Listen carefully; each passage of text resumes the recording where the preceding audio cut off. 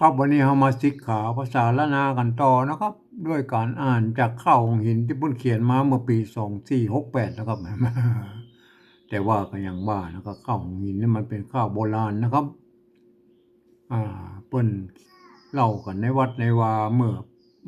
300-400 ปีมาแล้วนะครับมาในวัดในวานะเพราะว่าเหตุผลก็คือ เจ้ากับมารน้อยนะเพิ่นถือว่าเป็นอันพระเอกของเรื่องเนี่ยเพิ่นถือว่าเป็นอันพระโพธิสัตว์มาเกิดครับ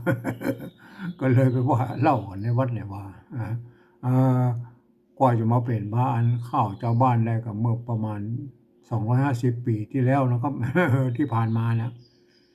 เจ้าหลวงลำปางเพิ่นก็ชำระออกมานะครับอันคือพญาโลมาวิสัยและอันพญาพรหมชำระออกมาเป็นเรื่องฉบับนะครับของลำปาง เสร็จแล้วอันของเชียงใหม่พวกก็มีแถมหนึ่งฉบับนะก็คือเจ้าสุริยวงศ์พวกก็เอาตามวัดตามบ้านตามเชียงใหม่นะเพิ่นก็เอามาชำระมาเป็นแถมหนึ่งฉบับนะครับแต่อันที่ผมอ่านวันนี้มันก็จะเป็นแถมฉบับหนึ่งครับโอ้ที่ไหนนะครับเพิ่นชำระมาก็เขียนมาเมื่ออันปี2468นี่มันได้นะครับมันไม่ใช่ของลำปางแล้วก็ไม่ใช่ของเชียงใหม่นะครับเห็นไหมครับเราไปดูกันต่อเลยนะครับวันนี้ครับครับ ตอนแล้วก็มาถึงเนี่ยนะครับตามตำนองบ่บ่ลับ บ่ลับมันต้องมันน่าจะเป็นบ่ลับมันต้องเอาละลอลิงเขียนว่าอันนี้เป็นละลอเรือเอามันเป็นอย่างไรบ่ลับนะบ่ลับนะบ่ลับบ่แจ้งนะโอเคนะครับต่อไปอ่านวันนี้นะครับอ่านต่อไปนะครับบ่ใจนายแหน่ง เจ้าทองเจ้าทองนะครับเจ้าทองบ่ใจนายเหน่งเจ้าทองแผ่นปั๊บ มันต้องเป็นอย่างนั้นนะนี่แผ่นปั๊บเจ้าทองแผ่นปั๊บ แผ่นปั๊บพี่ขอสั่งเจ้าลาไปลาไปนะครับบ่ฮู้จักคิดบ่ฮู้จักจักคิดหมูจะคิดนะจะคิดละไปทิศไปทิศเพมีทิศมีแวไปทิศหนไหน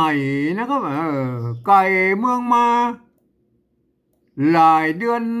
ต้องเต้านะครับสลีจันตาแม่ยินโศกเศร้า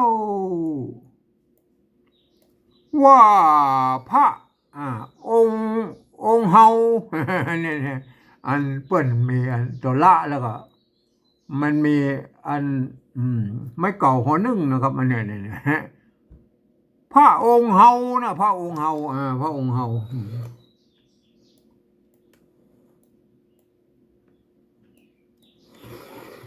พระองค์เฮาที่มันที่รักนะที่รักที่ฮักนะที่ฮักนะมันส่วนพระปิตาก็สาพิพักษ์ฝากลูกเต้าฝากลูกเต้าฝากแล้วครับหมายมาเนี่ยตัวฟะไม่กาอันไม่สั้นเนี่ยมันแทนตัวกะสะกดอยู่ทุกลุ่มนี่นะครับเห็นไหมฝากลูกอันนี้กับลูกก็เหมือนกันนะอันลูกเนี่ยมันไม่กูเห็นไหมตัวไม่กักเห็นไหมมันแทนตัวกะสะกดตัวนี้ฝากลูกเต้าลูกเต้าเวียงวังนะครับเจ้าก็ฮับ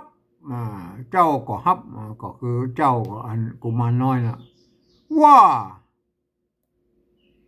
บ่เป็นสังจักช่วยระวังตั้งตัวข้าเจ้าหนึ่งไม่ใช่หนึ่งก็ไม่ใช่หนึ่งอันนี้มันตัวหน้าเห็นไหมมันพวกเขียนอีมาแล้วพวกเราว้องอย่างนี้เห็นไหมตัวหน้าอะไรไม่กี่นี่นะก็นี่อยู่คืนนี่อยู่คืนเดียวจักหีบเอาละจักหีบ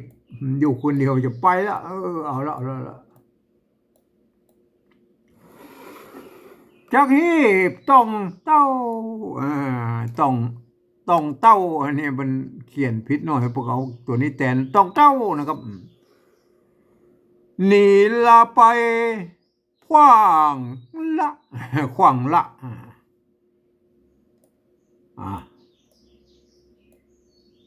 อันนี้มันจะน้องน้องนะน้องเตี้ยงจักตายน้องเตี้ยงจักตายอ่าเพื่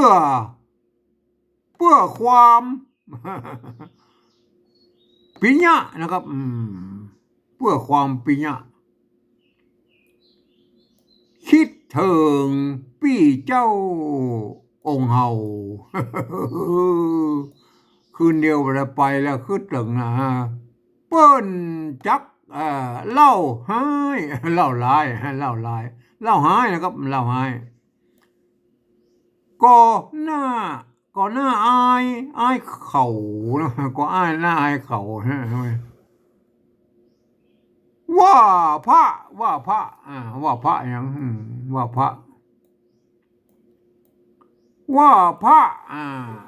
พระองค์เฮาองค์เราเห็นไหมองค์เรา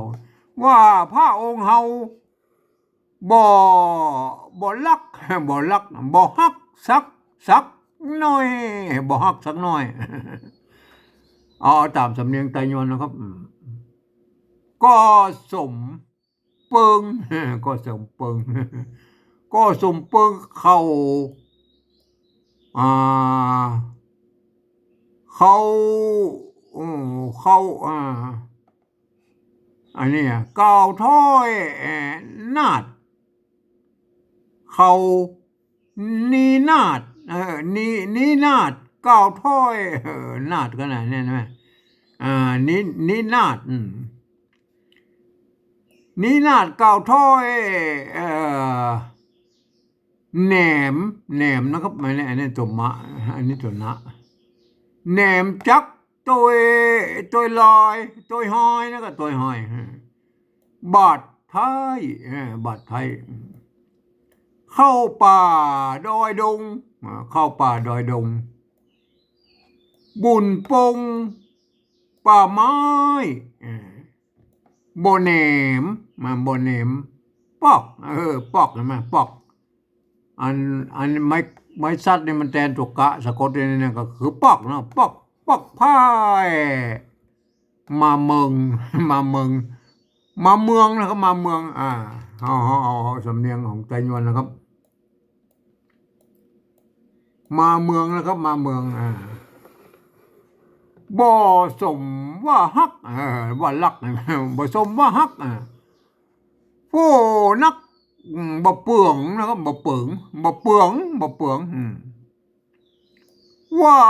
อยู่ในเมืองผู้อ่านฝันเถิงฮอดค่ายังบ่ยังบอกกี่วันยังบอกกี่วันนะครับยังบอกกี่วันกี่วันหรือถ้ากี่เนี่ยมันต้องเอาตกกะเขียนนะครับบอกกี่วันบอกกี่วันมันได้อันกี่กับเห็นไหมยังบอกกี่วันยังบอกกี่วัน ก็จักหนีหน้าเหมือนยิงปลามักจูส่วนคนตั้งหลายนะครับอันนี้ตั้งหลายนะครับ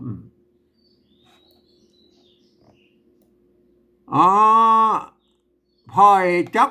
ห่วมหูว่าธุระเจ้ามีธุระเจ้ามีอะไรอย่างมีมานะครับมีมาเจ้ากุมารน้อยเอาละเจ้ากุมารน้อยเริ่มละตอบถ้อยว่าจ๋า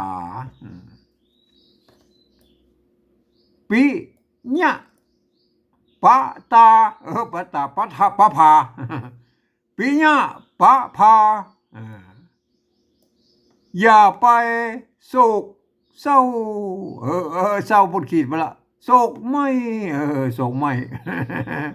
เศร้าบนหมอเอาไม่โอเคนะครับเหมือนกันกับมากับเลอกับเลอกับกับเหือนะครับกับเหือเหมือนกันกับเหือนะเหือแล้วเป็นอันแต่เลอเพิ่นก็อันเลอนี่เพิ่นอ่านเป็นเลอเลอเฮอนะครับเฮอเลอเฮอนะเห็นไหมอันของอันไตโยนเพิ่นเป็นไม่เกลือนะครับเป็นเหือนะครับเหือเหมือนกันกับเหือกันไหลล่องใต้กันเหลือล่องใต้บ่ท่าควายควายซุยพายนั่นแหละบ่ท่าควายซุยท่อกามนะครับท่อกามบ่ลอนบ่ลอนบ่ลอนบ่ลอนบอลลอนหรือบ่ฮอนหรือบ่ฮอนก็แล้วแต่นะบอลลอนหรือบ่ฮอนก็ได้นะครับบอลลอน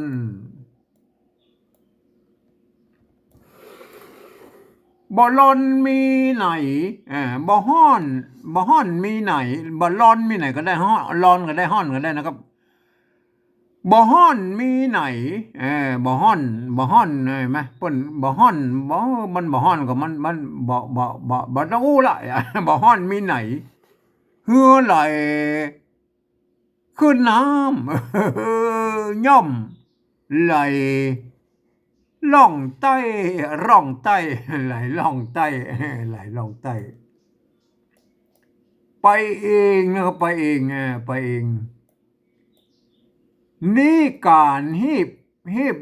บฮอนนะครับย้อนอาจเนียเต่งขอน้องจุงเล็งเอาละรอเรือเขียนมันต้องเป็นละรอลิงเลยห้ำปิดใช่ไหมจุงเล็งห้ำปิดใช่ไหมตัวละนี่เพิ่นเอาเป็นออกเสียงฮอห้ำปิดขี่แจ้งห้ำปิดขี่แจ้งสลีจันตาแม่จันคองมันไม่ใช่จันคองจันฟองแม่จันฟองแป้งแม่จันฟองแป้ง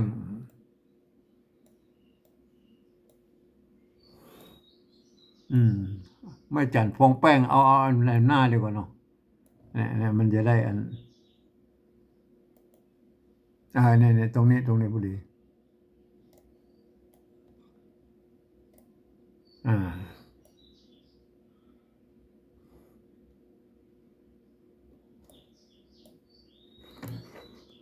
เนี่ยมันมาเนี่ยแถมหน้าเรามาเจอแล้วตรงนี้โอเคนะครับ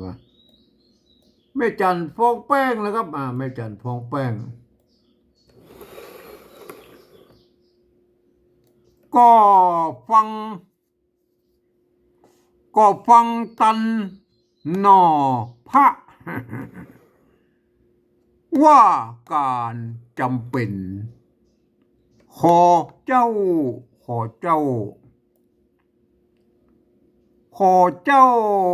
อย่าละทิ้งขว้าง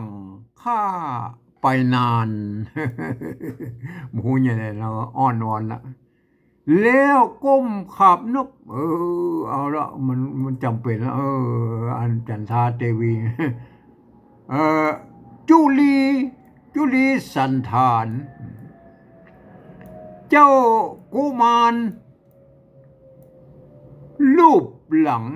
รูปนั่นแหละละเราเล็งละรูปหลังสั่งถ้อยมาสั่งเวทเปิ้นเอาตัวบรรดาหรือตัวขาเขียนสั่งเวทมันนั่งสังเวชใจมา อาสังเวชใจอาอย่าง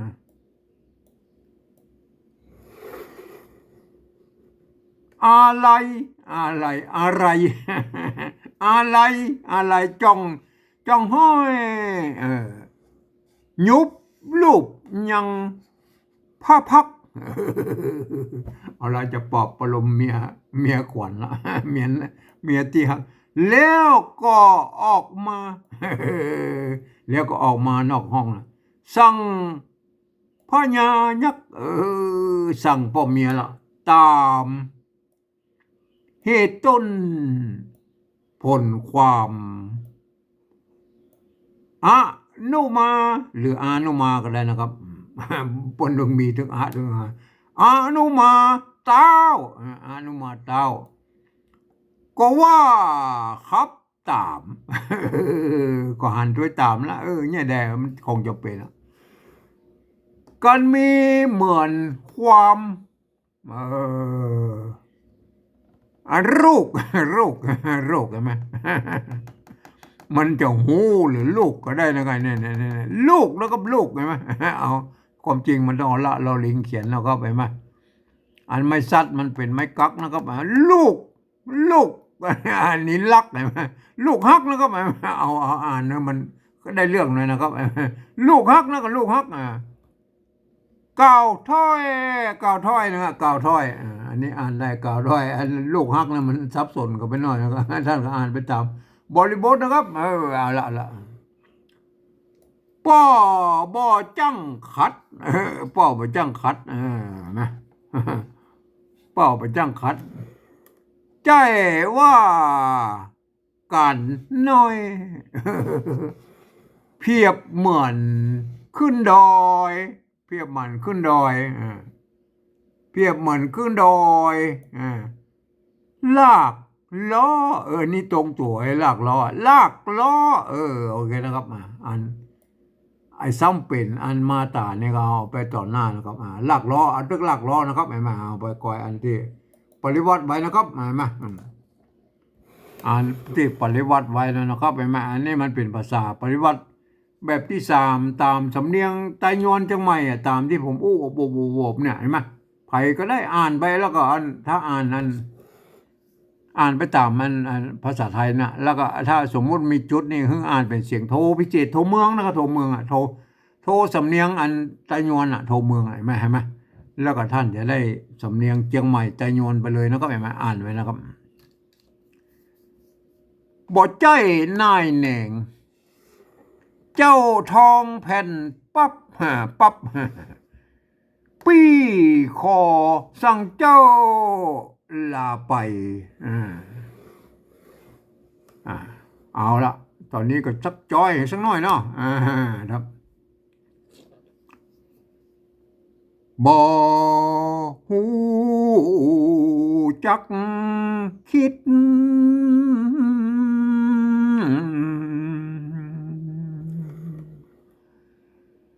ไปทิศหนนอยไก่เมืองมาหลายเดือนต้องเต้า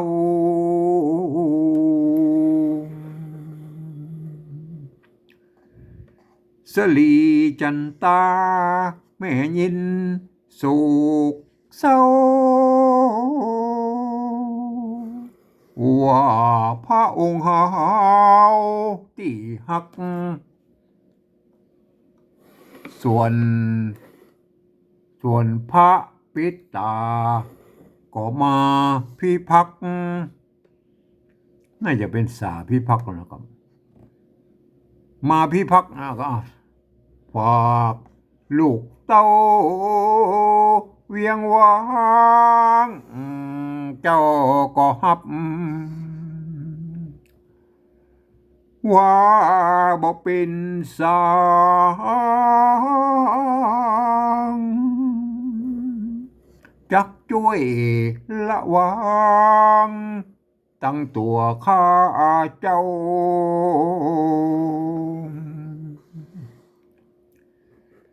นึกอยู่คืนเดียว จักหีบต้องเต้านี่ละไปกว้างละน้องเตียงจักตายเพื่อความปิญะคิดถึงปีเจ้าองค์หาวเปิ้นจักเล่าหายก็นายเขาว่าพระองค์เฮาบ่ฮักสักหน่อย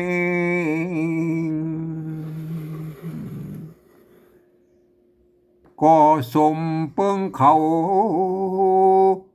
นี่นะกล่าวถ้อยมันต้องนาดนี่นาดีกว่านะนี่นาดบ่สมเปิงเขานี่นาดกล่าวถ้อยแนมจักตัวห้อยตัวห้อยบาดไปละก็สมเปิงเขานี้นาดกล่าวไทยแนมจักตัวห้อยบาดไทยเข้าป่าดงรอย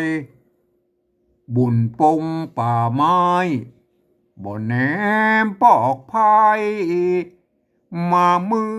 องบ่สมว่าฮัก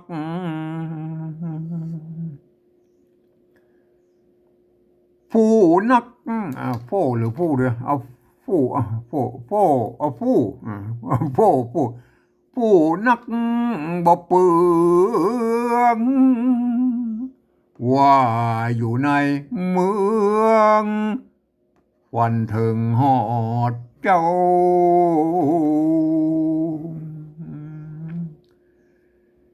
ยังบอกกี่วันบอกกี่วันมันเปิ้นเขียนเป็นกี่มันบอกกี่นะก็เอากี่ก็แล้วยังบอกกี่วันก็จักหนีนาเหมือนยิงปลามักจูส่วนคนตั้งหลายไผจักห่วมหูว่าธุระเจ้ามีมาเจ้ากุมารน้อยกุมารน้อยอันก็จะตอบถ้อยเนาะตอบถ้อยว่าจะปิญะปะตาอย่าไปโศกไม่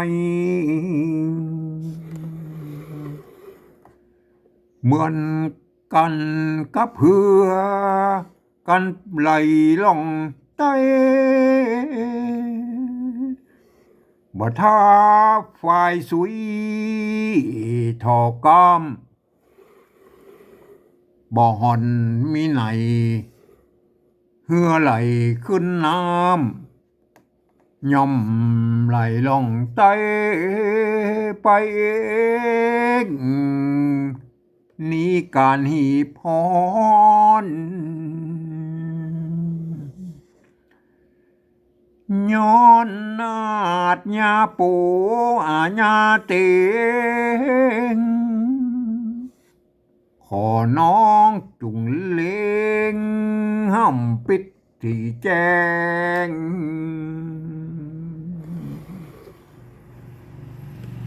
ว่าการจำเป็นว่าการจำเป็นขอเจ้าอย่าละทิ้งขว้างคาไปนานแล้วก้มขาบนบจุลีสันธาน เจ้ากุมารรูปหลังสั่งถอย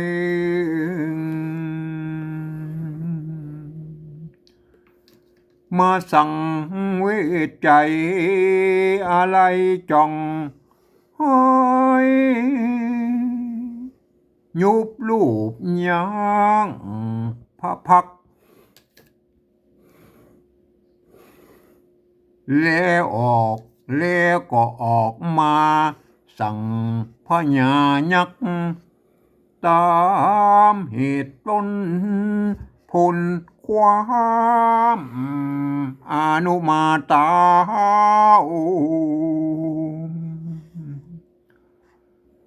ก็ว่าครับตามกันมีเหมือนความลูกฮักเก่าถอย